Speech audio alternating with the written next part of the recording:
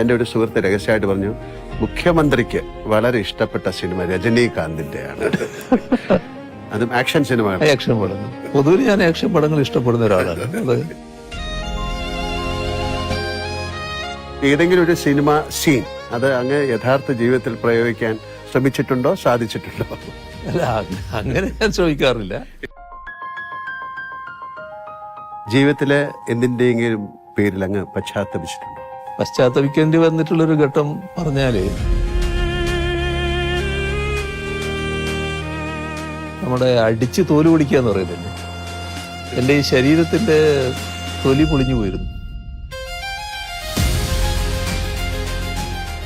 Sir, ഞാൻ അഭിനയിച്ച ഏതെങ്കിലും സിനിമയിലെ ഒരു ഡയലോഗ് സാറിന് ഓർമ്മയുണ്ടോ? എന്നോട് പറയാൻ.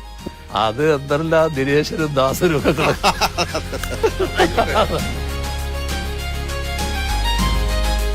എന്റെ കേരളം, അങ്ങയുടെ കേരളം, നമ്മുടെ കേരളം.